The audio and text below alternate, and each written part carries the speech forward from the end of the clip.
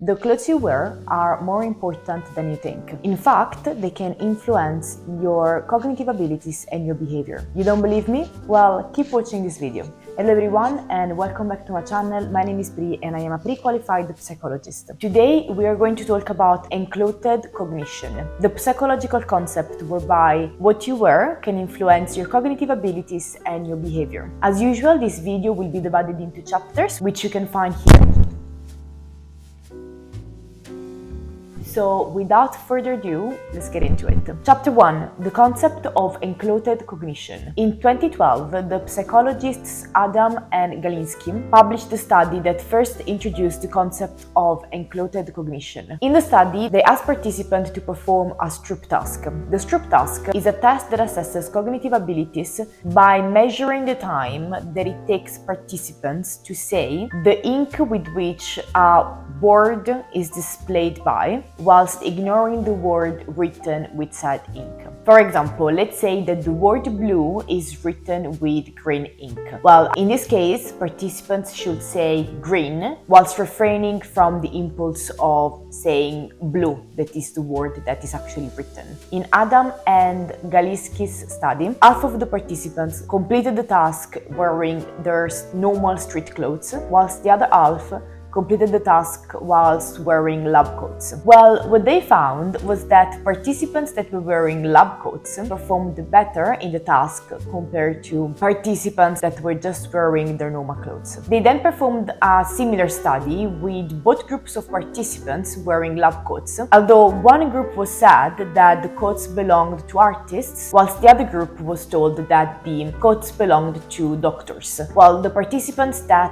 thought they were completing the task in doctors' coats performed better in the task compared to the group that thought that they were wearing artists' coats. Therefore, Adam and Galinsky proposed that the effects that clothes have on our thoughts and cognitive abilities depends on two factors: the symbol that the clothes have and the actual wearing of the clothes. Other studies found similar results with other uniforms. For example, Red Cross uniforms were associated to more prosocial and empathetic behavior, whilst wearing school uniforms appears to be associated with a higher academic performance. Other pieces of clothing were also tested. For example, wearing more formal clothes was found to be associated to improved perceptual processing, mental abstraction, self-control, and healthier food choices, whilst wearing watches was associated with higher conscientiousness and higher punctuality. It also appears that the colors that we wear could have such an impact. For example, wearing pink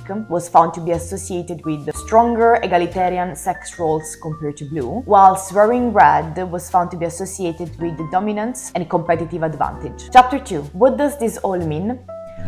Although we might intuitively know that wearing something that makes us feel good can improve our mood and the way we feel about ourselves, these studies actually prove that there is scientific evidences to back this up.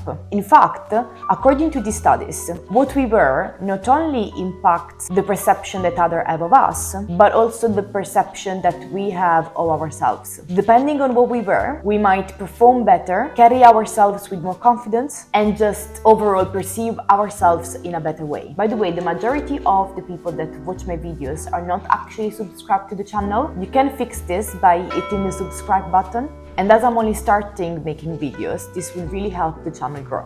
Chapter 3. How can we get the most out of this?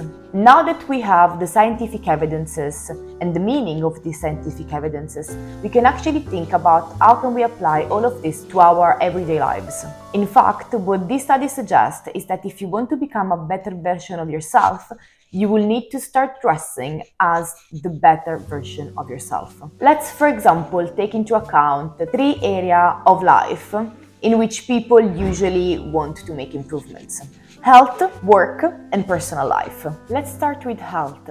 Let's say that the healthier version of ourselves is one that works out more often and makes healthier food choices. In this case, wearing a nice workout outfit, one that, for example, we know has been designed to improve our performance, or that just make us feel more confident because we look good in it, could make us more motivated to work out in the morning and make healthier food choices, for example, for breakfast or throughout the rest of the day. When it comes to work, the say, dress for the job that you want, not for the job you have, could not be more appropriate for this topic.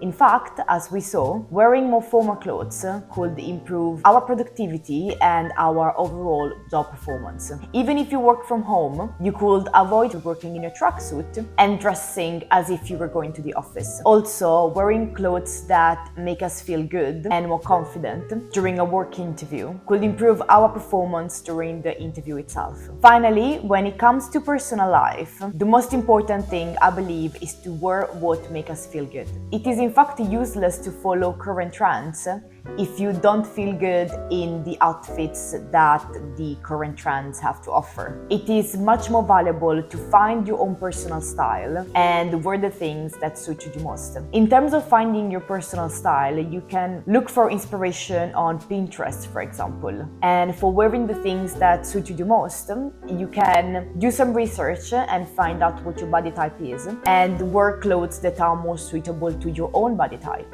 Or you could do some tests to find out what your color palette is. In fact, depending on your undertone, the color of your eyes, and the color of your hair, there are some colors that might suit you better than others. There are, I believe, 16 color palettes, and it is very easy to find information about them and how to find your own color palette online. By doing all this, it would be easier for you to find clothes that are timeless, that make you feel good, and that will make you carry yourself with more confidence. Also, I do want to stress that this process does not have to be expensive. You could use the clothes that you already have to create outfits that make you feel confident, or you could sell clothes that you don't wear anymore on platforms like Vinted or Depop and use the money that you gain from those sellings to buy second-hand clothes on the same platforms. In conclusion, according to the concept of enclothed cognition, the clothes that we wear could have an impact on our cognitive abilities. And dressing like the best version of ourselves